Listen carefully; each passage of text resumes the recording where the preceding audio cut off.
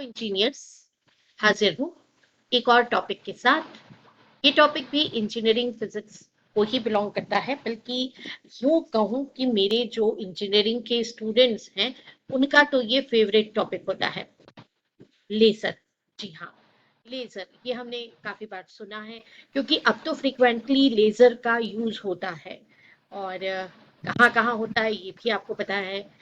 Medical science में इसका काफी यूज होता है, जैसे कि कैटरेक्ट के ऑपरेशन में, कैंसर थेरेपीज में, और भी बहुत सारी जगहों पर इसका यूज होता है। एंड एज वेल एज हम लेजर का यूज वेल्डिंग में, कटिंग में करते हैं। कुछ रिसर्च एक्सपेरिमेंट्स में भी लेजर का यूज किया जाता है। तो लेजर वर्ड बहुत ही फैमिलियर सा हो गया है अब हमारे लिए। लेकिन जहां तक बात है इसके इंट्रोडक्शन की, तो शुरू से शुरू करना होगा। तो चलिए शुरुआत करते हैं और समझते हैं कि ये लेजर वर्ड है क्या। देखिए, लेजर जो है वो शॉर्ट फॉर्म है। एग्जैक्टली लेजर क्या है? तो लेजर इज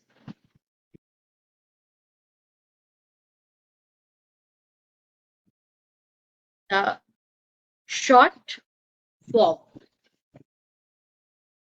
ऑफ, अब ये किसका शॉर्ट फॉर्म है? तो वो समझाने के लिए मैं यहाँ वर्टिकली इसको लिख दे रही हूँ। LASE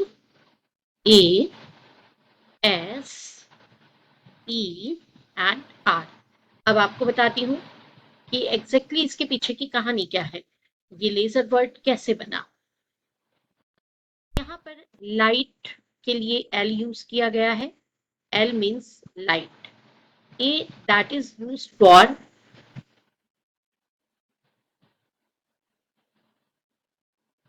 amplification. S that is used for stimulated. E used for emission. R used for radiation. तो मैकेनिज्म की वजह से ये शॉर्ट फॉर्म आ गया LASER, लेजर। और कॉमनली हम इसको कहने लगे लेजर। लेकिन एग्जैक्टली लेजर क्या है? तो वो है लाइट का एम्प्लीफिकेशन, मतलब लाइट को एम्प्लीफाइड कर देना। एम्प्लीफाइड करना मतलब उसको और स्ट्रॉन्ग रिच बना देना, एम्प्लीफिकेशन कर देना उसका। छोटे से सिग्नल को बड़े सिग्नल में कन्वर्ट कर देना, इस चीज को भी हम कह सकते हैं एम्प्लीफिकेशन। बट ये एम्प्लीफिकेशन किस तरीके से किया जाता है? तो ये एम्प्लीफिकेशन किया जाता है by using stimulated emission of radiation. तो लाइट का एम्प्लीफिकेशन करना है आपको, लेकिन कैसे करना है? स्टिमुलेटेड इमिशन ऑफ रेडिएशन से। अब कुछ लोगों को अभी हो सकता है यही समझ नहीं आ रहा हो कि इमिशन क्या है। इमिशन समझ में आएगा तो उसको समझ आएगा ना कि स्टिमुलेटेड इमिशन क्या है। अभी तो हो सकता है जो फर्स्ट टाइम सुन रहे हो, ये देख रहे हो, तो उन्हें समझ में नहीं आएगा कि इमिशन क्या होता है। तो चलिए आपको बताते हैं क्या होता है। कि जैसे मैंने ये कोई मटेरियल लिया, this is a particular material, इस पर मैंने लाइट को इंसिडेंट किया। ये लाइट रेज हो सकते हैं। लाइट में होता है फोटोन, पार्टिकल होता है फोटोन, जिसकी एनर्जी होती है hν।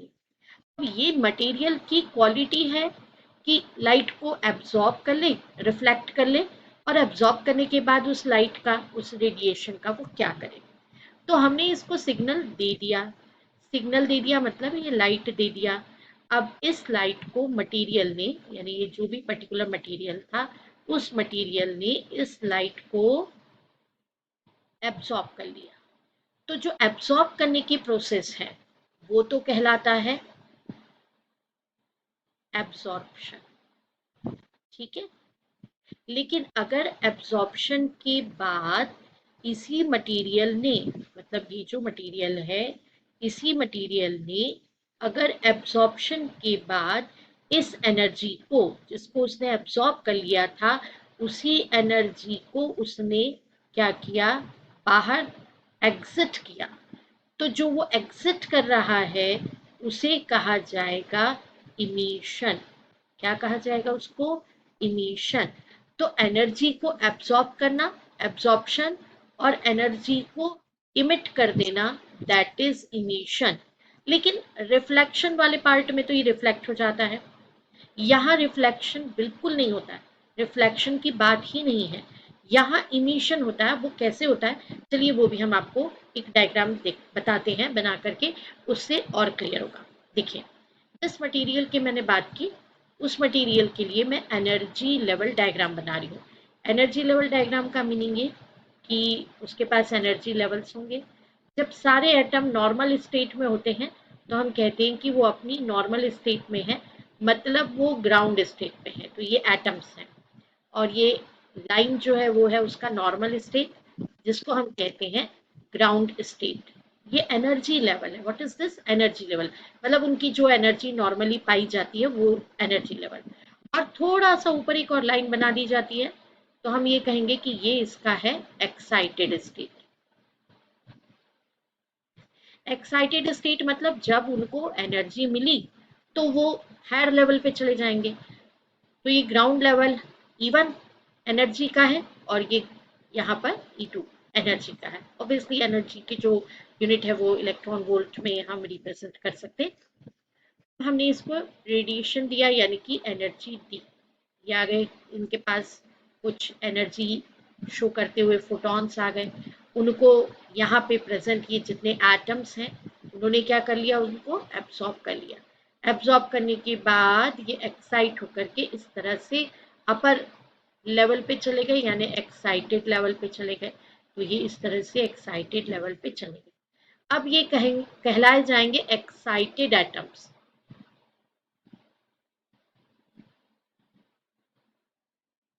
और ये एक्साइटेड एटम्स जब अपनी एक्साइटेड स्टेट से वापस ग्राउंड स्टेट पे आते हैं, जब भी आना होगा, जब भी कंडीशन होगी, जब वो वापस आते हैं तो जितनी एनर्जी उन्होंने एब्सॉर्ब की थी, अब कितनी एनर्जी एब्सॉर्ब की थी, तो del E is equals to obviously E2 minus E1, क्योंकि वो E2 स्टेट तक गया था E1 से, तो इतना डिफरेंस उसने एब्सॉर्ब कर लिया था। तो जितनी एनर्जी उन्होंने एब्सॉर्ब की थी उतनी एनर्जी वो यहाँ पे क्या करेंगे, इमिट कर देंगे। तो ये जो हो रहा है एक्साइटेड से डाउन पे ट्रांजिशन, उसे कहा जाता है इमिशन। और ग्राउंड लेवल से एक्साइटेड पे जाना, इसे कहा जाता है एब्जॉर्प्शन। तो देखिए ये डायग्राम बड़ा कहना चाहिए अब भर चुका है, और बहुत सारे एरोज हो गए हैं। तो मैं यहाँ एक नीट क्लीन डायग्राम बना रही हूँ। ये जो लेवल से, मतलब ग्राउंड लेवल से जो भी लेवल हाईएस्ट लेवल है, एक्साइटेड लेवल है, वहां पे एटम का जाना, और वो भी एनर्जी को एब्सॉर्ब करके जाना, इस प्रोसेस को क्या कहा जाता है, एब्जॉर्प्शन। और यहाँ पे जब वो पहुंच गया है, सपोज अब यहाँ बना देते हैं अपन उसको, तो वो एक्साइटेड से डाउनफॉल पे आएगा, तो एनर्जी को रिलीज करते हुए आएगा। तो इस ट्रांजिशन को कहा जाता है इमिशन। ठीक है, ये है ground state and this one is excited state. तो देखिए ये तो मटेरियल की प्रॉपर्टी है, ऐसा तो मटेरियल्स में होता है, एब्जॉर्प्शन होता है, इमिशन होता है। लेकिन बात तो लेजर की हो रही है ना, तो लेजर की क्वालिटी ही अलग है। मतलब लेजर में ये नॉर्मल ऐसा नहीं होता कि बस एटम ऊपर चले गए नीचे आ गए, ऊपर चले गए नीचे आ गए, ऐसा नहीं। लेजर के लिए स्पेशल मटेरियल्स यूज किए जाते हैं ताकि स्टिमुलेटेड इमिशन हो। देखिए मैं एक बार और आपको लेजर का फुल फॉर्म बता रही हूँ। ये रहा हमारे लेजर का फुल फॉर्म। क्या है लेजर का full form? Light amplification by stimulated emission. तो स्टिमुलेटेड इमिशन होना चाहिए, स्टिमुलेटेड इमिशन होना चाहिए, तब क्या प्रोड्यूस होगा, लेजर प्रोड्यूस होगा। तो स्टिमुलेटेड इमिशन समझने के लिए हमको ये समझ लेना है कि इमिशन कितने टाइप के होते हैं। तो अब हम ये समझ गए हैं कि इमिशन क्या होता है। हाईएस्ट लेवल से लोएस्ट लेवल पर ट्रांजिशन इमिशन होता है। इमिशन मतलब transition of atoms from highest energy level to lowest energy level. अब देखिए इमिशन दो तरह के होते हैं, ठीक है। एक होता है स्पॉन्टेनियस इमिशन और एक होता है स्टिमुलेटेड इमिशन। ये जो स्पॉन्टेनियस इमिशन होता है इसका एक और नाम है सेल्फ इमिशन, और ये जो स्टिमुलेटेड इमिशन है इसका भी एक और नाम है, वो है फोर्स्ड इमिशन।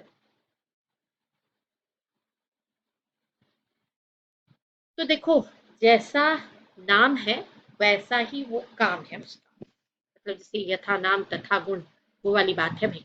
सेल्फ इमिशन मतलब जो खुद से हो जाए, और फोर्स इमिशन मीन्स जो खुद से नहीं हो, जैसे फोर्सफुली आपको करवाना पड़े।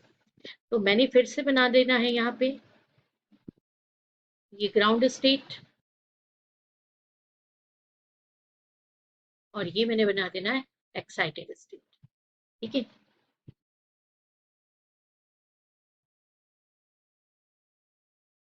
एटम्स को कहाँ से कहाँ जाना है, E1 से जाना है E2 पे जाना है।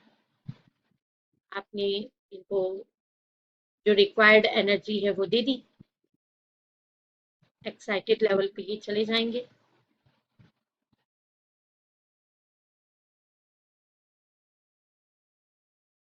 तो लेजर में जो मटेरियल यूज होते हैं, पहली बात तो आप ये समझ लें कि लेजर में जो मटेरियल्स यूज होते हैं उनमें ये क्वालिटी होती है कि वो एक्साइटेड स्टेट पर एटम्स को ज्यादा देर तक रोक करके नहीं रखते। यहाँ पर एक्साइटेड एटम 10⁻⁻8 या फिर ज्यादा से ज्यादा 10⁻⁻10 सेकेंड तक ही स्टे करते हैं। इस टाइम पीरियड को एक्साइटेड एटम्स का लाइफ टाइम पीरियड कहा जाता है ओवर द एक्साइटेड स्टेट। उस टाइम पीरियड के बाद यानी कि 10⁻⁻10 या 10⁻⁻10 सेकेंड के बाद एक्साइटेड एटम्स वापस ग्राउंड स्टेट पर आते हैं। तो अगर वो खुद से आ गए, सेल्फ मैनर में नीचे आ गए, तो इसे कहा जाता है सेल्फ इमिशन। मतलब हमें कुछ करना नहीं पड़ा, कोई टेक्निक यूज नहीं करनी पड़ी, और वो खुद ही कहाँ आ गए, वापस आ गए, ग्राउंड स्टेट पर आ गए।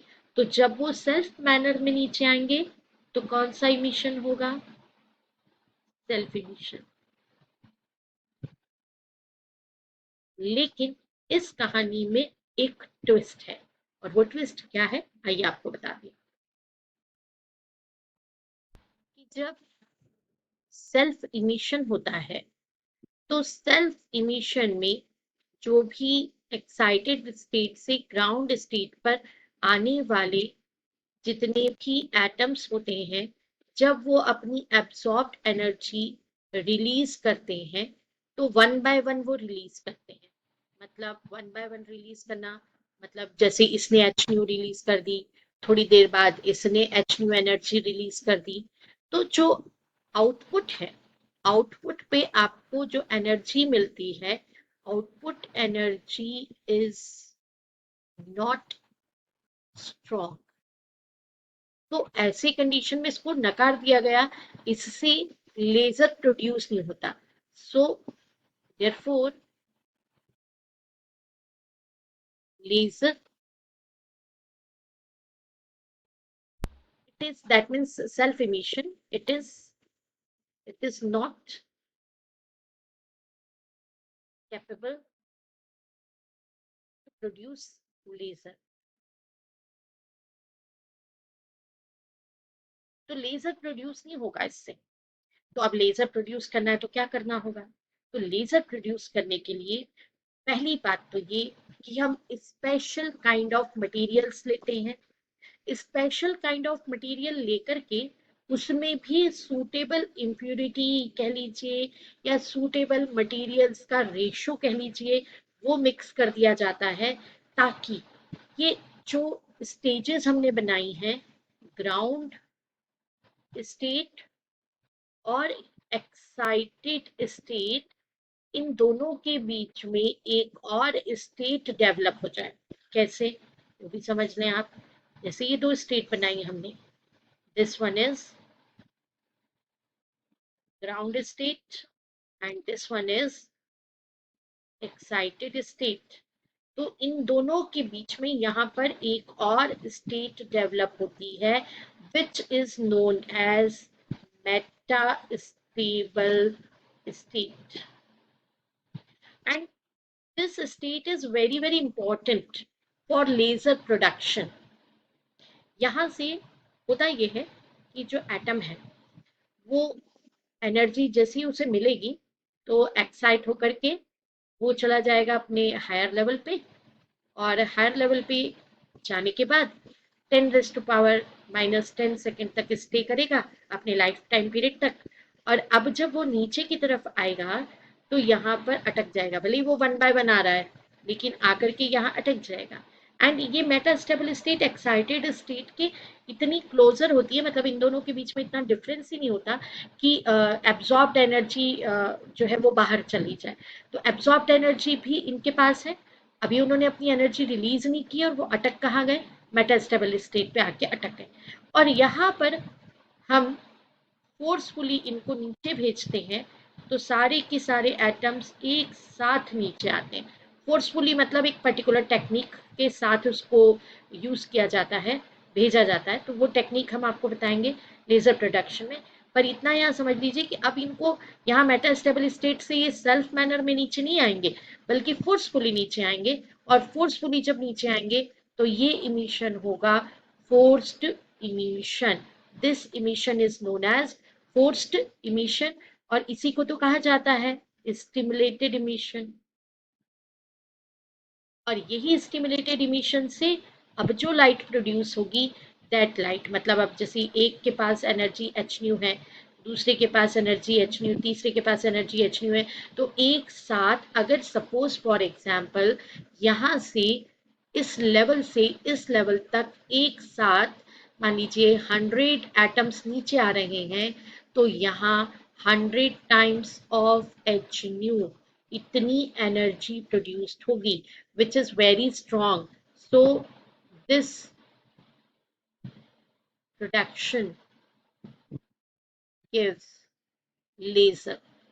ये लेजर की सारी क्वालिटी जो है वो इसमें होती है। अब लेजर में क्या क्या क्वालिटी होती है वो भी हम आपको बताते हैं। बिकॉज ऑफ दैट अभी तो हम लेजर प्रोडक्शन, स्टिमुलेटेड इमिशन और स्पॉन्टेनियस इमिशन को समझ रहे थे, तो अभी हमने लेजर का फुल फॉर्म समझा और लेजर में भी स्टिमुलेटेड इमिशन क्या होता है वो समझा है। और अब हम आगे चलेंगे और समझ लेंगे कि किस तरह से लेजर के प्रोडक्शन के लिए मटेरियल रिक्वायर्ड है। तो मटेरियल रिक्वायर्ड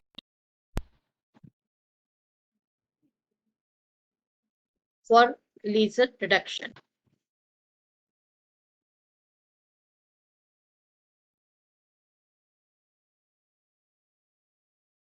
देखो लेजर प्रोडक्शन के लिए हमको सूटेबल मटेरियल चाहिए। ऐसा कोई भी मटेरियल उठा करके लेजर नहीं बनाया जा सकता। लेजर प्रोडक्शन करना है तो हमको क्या करना पड़ेगा, सूटेबल मटेरियल चाहिए। ठीक है, तो अपने समझ लीजिए कि जितना हमने पीछे डिस्कशन किया है स्टिमुलेटेड इमिशन तक, तो हम वही मटेरियल यूज करेंगे जिनमें ऐसे एटम्स हो जिनको थोड़ा सा भी अगर आप एनर्जी दें वो एक्साइटेड एटम बन जाएं, एक्साइटेड स्टेट पे चले जाएं, तो वहां वो 10⁻⁻10 सेकेंड तक रुकें, जैसा हमने यहाँ बताया 10⁻⁻10 सेकेंड तक स्टे करें। उसके बाद अगर मेटास्टेबल स्टेट डेवलप हो जाए तो मटेरियल सूटेबल माना जाता है, तो मेटास्टेबल स्टेट बन जानी चाहिए, ऐसा मटेरियल हम लेंगे। फिर एटम्स जो है वो एनर्जी एब्जॉर्ब किए किए ही यहाँ मेटास्टेबल पर जंप कर जाएं, और फिर यहाँ से मेटास्टेबल स्टेट से ग्राउंड स्टेट तक वो एक साथ नीचे आए, जैसा इसमें हमने शो किया फोर्सफुली। तो ये फोर्स इमिशन भी उसमें प्रोड्यूस होना चाहिए, ऐसा मटेरियल हमें चाहिए। तो मटेरियल के बिहाफ पर हमारे लेजर की कैटेगरीज डिफाइन होती है, या कह लीजिए टाइप डिफाइन होते हैं। तो there are various types of laser. हमारे पास लेजर के अलग अलग टाइप हैं। तो दो कैटेगरी तो मेन कैटेगरी में डिफाइन कर देना चाहती हूँ, है ना। कैसे? तो देखिए, जहां सॉलिड मटेरियल हम लेंगे वो होंगे सॉलिड लेजर, और जहां हम गैसियस मटेरियल लेंगे वो होंगे गैस लेजर। तो सॉलिड लेजर और गैस लेजर, ये दो कैटेगरी हो गई। अब सॉलिड लेजर में कौन कौन से टाइप के लेजर्स हैं जो हम पढ़ते हैं? तो सबसे पहले तो नाम आता है रूबी लेजर। पता नहीं ऐसा क्या है कि ये जो रूबी लेजर है ना, ये स्टूडेंट को बड़ा अच्छा लगता है, बड़ा बड़ा ही मतलब फेवरेट टॉपिक है। या तो उसके नाम में कुछ है, या फिर ये बहुत इजी है। मतलब रूबी लेजर एक तो एग्जाम में बहुत बार पूछा जाता है, शायद इसलिए भी प्रिपेयर करना जरूरी हो जाता है। तो प्रिपेयर तो करते ही करते हैं, लेकिन बाकी के टाइप से भी ये इजी पड़ता है। मतलब बच्चों की अगर आप देखें, तो बच्चों के रिव्यूज देखें, तो बच्चों का कहना, स्टूडेंट का कहना ये होता है कि रूबी लेजर तो बड़ा अच्छा लेजर लगता है। तो रूबी लेजर बड़ा पसंदीदा लेजर है। वो भी मैं आपको पढ़ाऊंगी नेक्स्ट, जब भी मैं पार्ट में अपना वीडियो बनाऊंगी तो। एंड सेकेंड वन, एक और लेजर है, वो भी सॉलिड कैटेगरी में आता है, that is known as ND YAG laser. नाम ही बड़ा खतरनाक सा लग रहा है ना, एनडी याग लेजर। अरे भाई नाम है सच में, तो नाम है और लेजर प्रोडक्शन भी करता है। तो यहाँ पे ND stand for neodymium and YAG stand for yttrium aluminium garnet. Okay, ये भी जब हम आपको पढ़ाएंगे तो नोट डाउन कर पाएंगे। एक बार और आपको बता देते हैं, नियोडाइमियम, इट्रियम, एल्यूमिनियम, कार्नेट, ये मटेरियल है। मतलब एक्चुअली याग मटेरियल है, इट्रियम एल्यूमिनियम कार्नेट। उसमें नियोडाइमियम के जो एटम्स हैं उनकी मिक्सिंग कर दी जाती है, तो बन जाता है लेजर। और एक और कैटेगरी है जिसका नाम है सेमी कंडक्टर लेजर। तो बच्चों, सेमीकंडक्टर लेजर में सेमीकंडक्टिंग मटेरियल्स को यूज करके बनाया जाता है। अब आ जाते हैं गैस लेजर। तो इसमें कितनी कैटेगरीज हैं वो आप समझ लें, है ना। एक तो होता है CO2 लेजर, मतलब कार्बन डाइऑक्साइड लेजर। ऑब्वियसली इसमें कार्बन डाइऑक्साइड जो है उसका यूज किया जाता है, उसके जो मॉलिक्यूल्स हैं उसका यूज किया जाता है। तो ये CO2 लेजर। अब CO2 जो है वो मॉलिक्यूल के फॉर्म में है, तो इसको मॉलिक्यूलर लेजर भी कहा जाता है। जैसे कभी कभी है ना, एग्जाम में कंफ्यूज करने के लिए पूछ लेते हैं कि आप किसी एक मॉलिक्यूलर लेजर के construction, working, essential energy level diagram, इसको एक्सप्लेन करिए। तो मॉलिक्यूलर लेजर पूछा है, मतलब हमको कौन सा लेजर लिखना है? CO2, है ना। और एक और लेजर है हीलियम नियॉन लेजर। तो हीलियम नियॉन में हीलियम और नियॉन के एटम्स का यूज करते हैं। तो एटम का यूज करा है ना, इसलिए ये कौन सी कैटेगरी में आता है? Atomic laser, atomic gas laser.